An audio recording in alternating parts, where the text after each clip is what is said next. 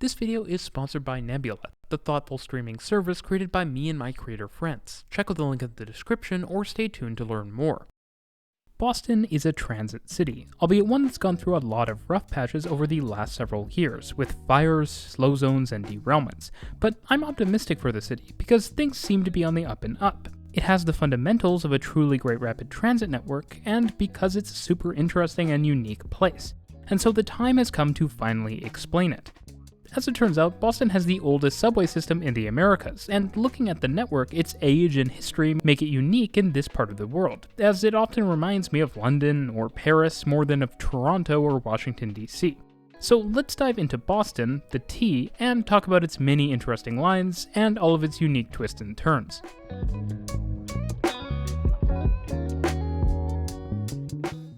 The Boston region is located where the Charles and Mystic Rivers meet the Atlantic, and all the islands, as well as the built form of the city, reminds me of Vancouver meets Stockholm meets London. There's a lot that feels distinctly not North American about this city, and that's a compliment. The dense downtown is really what reminds me of London, with a chaotic tangle of narrow streets and alleys heading in every which way, flanked by the Charles River to the north and the harbor to the east. The city center is filled with green spaces, most notably Boston Common, a huge park west of the central business district.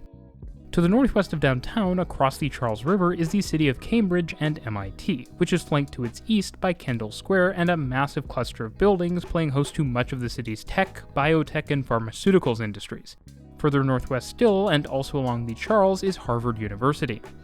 Boston has 3 major train stations, all of which have development of various forms rising above them. North Station at the north end of downtown, which serves diesel regional rail lines to the north and west of the region and is topped by TD Garden, home to the Boston Celtics and Bruins. South Station at the south end of downtown, which serves a combination of electric Amtrak Northeast Corridor services, including Acela high-speed services, as well as diesel regional trains to the west, south, and southeast. And Back Bay Station west of downtown, which serves a subset of the lines served at South Station, including Amtrak and regional trains to the west and southwest. The Back Bay itself is surrounded by a cluster of high-rise offices highlights something that's relatively unique about the Boston region. It's highly polycentric. The city of Boston itself makes up only a small part of the region, and beyond Boston's traditional downtown and Back Bay, you'll find office clusters in Cambridge, countless squares in Somerville, Malden, Chelsea, and beyond. There are also major clusters around Boston University, Harvard's Boston campus, Northeastern University, and the Fenway Park area in between them, as well as in Boston's Seaport District southeast of downtown. On top of this, much of the infill development between these various high-intensity nodes is mid-rise apartments and the like. And adding another layer to everything, albeit a car-centric layer, central Boston is crossed by 2 major, largely underground interstates. I-93, which runs across the Charles River and north-south through downtown Boston, tunneled underground as part of the infamous Big Dig project, and I-90, which runs from the west under Back Bay, the Seaport District, and across the harbor ending next to Logan Airport to the north. The Boston region actually has a lot of regional train lines connecting its many centers of development as well as its surrounding suburbs, and while in this video I'll cover the rapid transit system, the regional trains and their future will get a video down the tracks. So if you don't want to miss that, make sure to subscribe and hit the bell. The last major transport hub in Boston is Logan Airport, which sits directly east of downtown Boston across the harbor, in a highly constrained location abutting water on 3 sides, making its 40 million yearly passengers quite impressive. Now, this video is mostly about trains, but Boston's rapid transit network, which is organized in terms of colored lines, does have an oddball line known as the Silver Line, which is really more of a BRT network in and of itself, running to various harborside destinations as well as locations in urban Boston not well served by the rail rapid transit system. The Silver Line is actually composed of 5 lines, 3 of which service South Station using a tunnel that runs into the Seaport area, which was built as part of the Big Dig and coincided with the initial flash in the pan of development the area saw in the 2000s, with 1 line running to the Design Center at the eastern end of the Seaport, and 2 running along I-90 through the Ted Williams Tunnel, 1 to the various terminals at Logan Airport, and another further north to Chelsea, mostly on a really rather nice busway with a connection to regional rail at the end.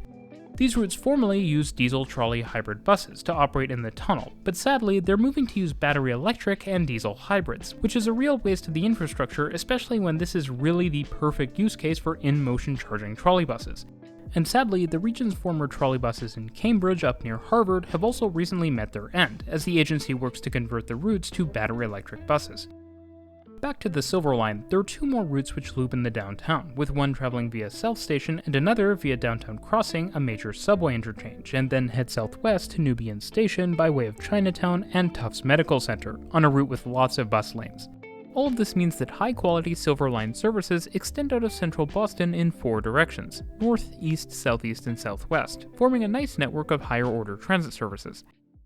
Now, what you probably came here for is the rail system, and Boston does not disappoint in this regard, with 3 subway lines and 2 different light rail routes, most of which opened around the turn of the 20th century, and all of which are incompatible with one another, making each line its own intriguing independent system. The Green Line is the quintessential Boston rail line, and the first subway line in the Americas, though I'm classifying it as light rail here because most of the route is above grade along streets, tram style, rather than in tunnels or other grade-separated rights of way. That being said, the Green Line is a crazy blend of urban subway and urban elevated train, a streetcar, and bucolic scenic railway. It's quite something.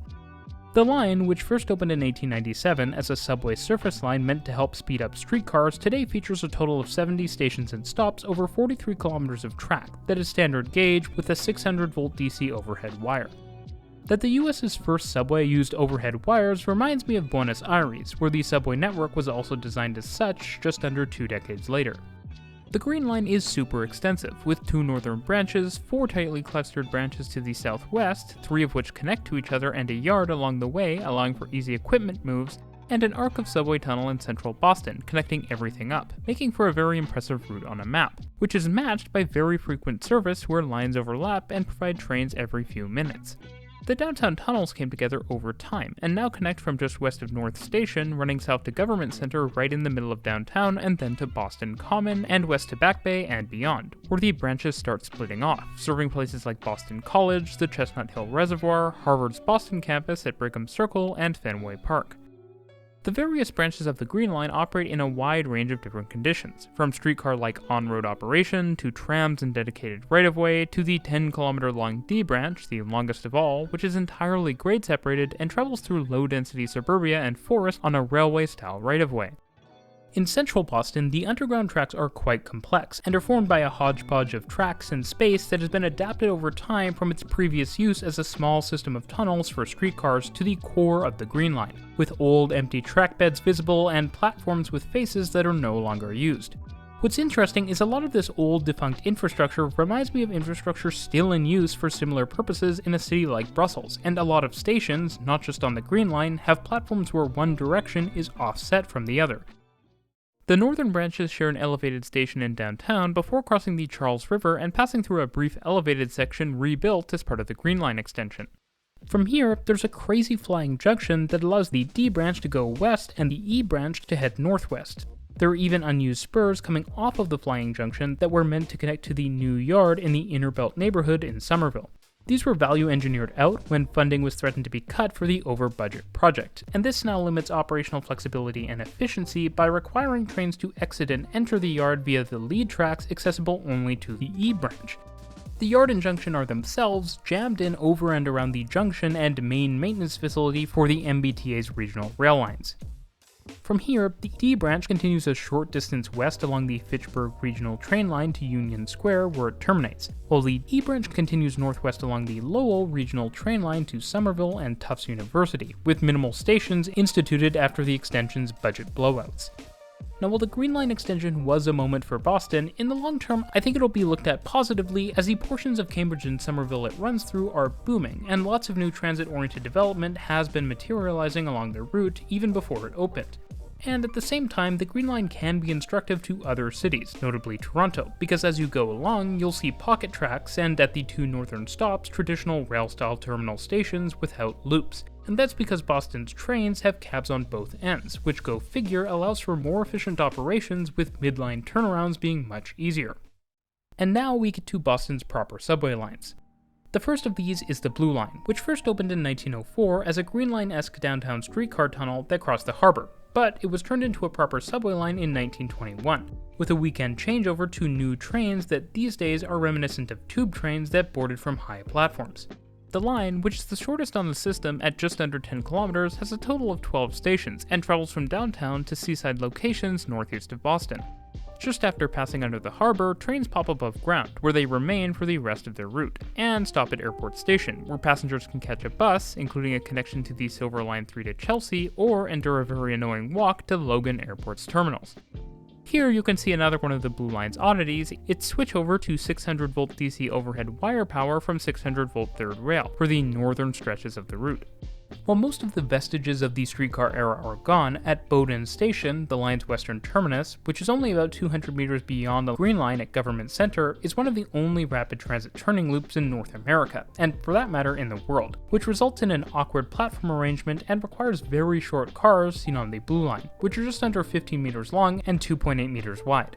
On top of that, since the eastbound platform is shorter than the westbound platform, only accommodating 4 of a train's 6 cars, it's the only location where the train's relatively novel door-opening buttons actually function.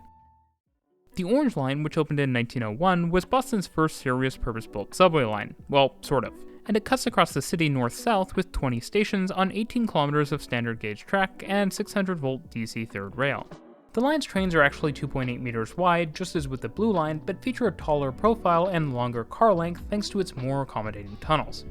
Like all of Boston's subway lines, the Orange Line is really interesting because it's kind of like the subway line of Theseus, since its original route, which mostly consisted of elevated lines, has all been replaced piecemeal with new subway and rapid transit alignments. Both to the north and south of Boston, the Orange Line actually runs adjacent to regional rail lines, with the Haverhill Line to the north, next to which the line runs all above ground, as well as under the elevated I-93 highway, before diving underground near central Boston. While to the south, the line runs along the northeast corridor, and a couple of different regional train lines in the Trench southwest corridor. Originally planned as a highway route that would have brought I-95 to central Boston with the Orange Line in its median, to Bostonians' great credit, that was cancelled due to protest, and ended up becoming an all-rail route, with parks covering over many southern portions of it, largely near stations, while its northern section up near Back Bay is entirely tunneled, with a linear park on top.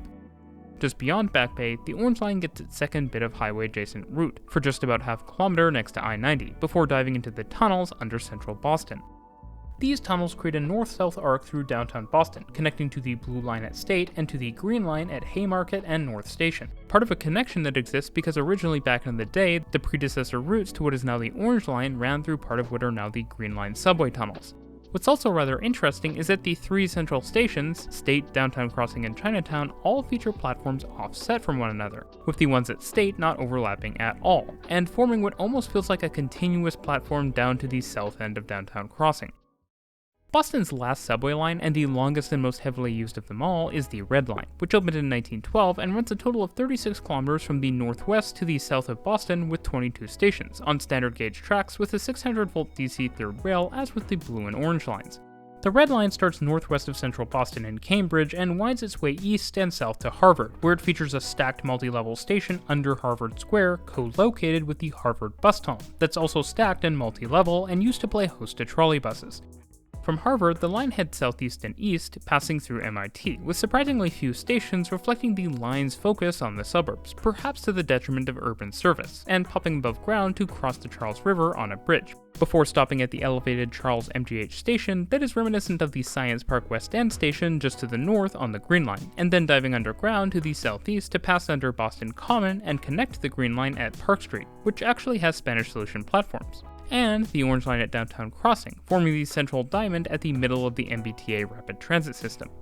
Beyond Downtown Crossing, the Red Line stops at South Station and then passes under the Fort Point Channel and then to a regional rail corridor where it pops above ground and goes through a big flying junction, splitting the line into 2 branches before JFK UMass Station. South of here, the eastern branch, which is still running right next to the western one, swaps location with the single regional train track, which then runs in between the 2 Red Line branches in a shared corridor. The western branch has a stop before it splits off to the west, running above ground and then terminating as a subway southwest at Ashmont. Meanwhile, the other track pair, along with the regional track, runs south through Quincy all the way to the I-93 Southern Ring Road to Braintree, with one more location swap between the regional and subway tracks along the way. The Red Line is really interesting because it feels like the culmination of a lot of different eras of American subway building, and by the time you're down at Braintree, you've reached the unfortunate suburban station with a massive parking garage era. The trains on the Red Line are appropriately the largest in the system, at over 3 meters wide and with 6 cars like the Orange and Blue lines, but with each car being 21 meters long, as opposed to the shorter cars on those other lines. You've probably also noticed by this point that all of the MBTA's cars are tastefully painted to match the color of the line they operate on, which is a really nice touch. Now rather notably, both the orange and red lines, like some other transit systems in the US, like LA Metro and the Chicago L, have received new trains from Chinese manufacturer CRRC over recent years. These look decent and they're modern in many ways, but they have had reliability issues, and it seems that when the MBTA orders replacement Blue Line trains in the coming decades, CRRC will not be in the picture. There is one last electric rail line on the T, and that's the Ashmont-Mattapan Trolley, which is branded as an extension of the Red Line's Ashmont branch and is kind of a crazy 4-kilometer 8-stop streetcar line, which uses PCC streetcars that are around 70 years old. The line naturally runs to Mattapan, with a generally forested vibe that reminds me of several of the Green Line branches, and while it does have a couple of level crossings, it is mostly along a proper rail right-of-way, sort of like the D branch. So stepping back, I hope you can see that the Boston Rapid Transit system is really interesting, with 4 incompatible radial lines that run into 4 intersecting downtown tunnels and fan out to serve 11 different suburban branches, which include a trolley with 70-year-old streetcars and a little BRT network, line, to boot. The network looks serious on a map, which is a nice map in Boston's case, in a way that most other North American cities can only dream of. And I think it's a good network on the whole. Most key destinations are connected, especially when you bring the Silver Line into the mix, and the system, while noticeably old with its narrow and sometimes curved platforms, still feels quite a bit more modern at the old end than a city like London, and that's helped by the rather large number of relatively new expansion projects over the last 50 years, and much better accessibility. What's interesting is how much of the system is above ground, with the Red Line through Cambridge really being the only substantial tunneled portion of the network outside of the city centre, and this too gives me a bit of a London suburban rail gone metro vibe. I am kind of obsessed with the layout of the network downtown, which has a triangle transfer in the center, with the blue line cutting across it, and then 5 more stations ringing around these central interchanges. Boston is also just weird. There are some great things, like the Harvard bus tunnel or the connections between the subway and regional trains in these suburbs, but then super weird and frustrating features like the airport station that is oh so close but oh so far from the airport, and the removal of the trolleys. But believe it or not, Boston actually also has a lot of plans on top of, fixing the existing system. The Blue Line is actually planned to be extended to Charles MGH on the Red Line at some point, with Bowdoin being removed, much to the benefit of locals hearing tourists having to pronounce its name, and also because it's like 200 meters from Government Center. This will create a really interesting dual triangle transfer pattern across the city center and finally connect all of the lines to all of the other lines. The Green Line is also getting a big facelift hot on the heels of its extension, with new 7-segment low-floor LRVs from CAF which look much more modern than the weirdly retro-looking existing cars, which I find really ugly. What's nice about this order is it will allow some of the newest of the Green Line cars, also from CAF, to be transferred to the Mattapan Trolley, modernizing the rolling stock of 2 lines in one go. Now, I know I've complained a bit about Boston's rapid transit system, which despite having some pretty good bones and of course having a lot of history, has fallen behind the times and is in desperate need of some TLC. And if you're curious to hear how the city could improve the system, with the necessary funding of course, I've made a whole video on that topic that you can watch on Nebula exclusively right now. Nebula is the streaming platform owned by me and my creator friends, featuring over 14,000 titles that you can watch ad-free, including exclusive and early access videos from urbanist content creators like myself, City Nerd, Life Where I'm From, City Beautiful, and Not Just Bikes. And recently, Nebula has actually welcomed some of its biggest updates ever. The site has a new layout with friendly categories for all of your favorite content creators, new and old, so you can binge urbanism content all day, every day at the click of a button. We've also launched a news division and a film studio, where some of the very best content creators are creating excellent large-scale projects you won't be able to find anywhere else, such as The Getaway, a really exciting Nebula original series coming from the creators of Jetlag the Game, where 6 different creators go on a road trip full of exciting games and competitions. Watching my channel on Nebula is one of the best ways you can support it and my content as a whole, and as of now, lifetime memberships are back indefinitely for only $300, so you can pay once and get Nebula for as long as both you and Nebula exist, so Nebula can fund bigger projects in the near future. And if lifetime memberships aren't your cup of tea, you can still support me for as little as $2.50 a month with our annual plans. So go check out Nebula at go.nebula.tv/rmtransit right now.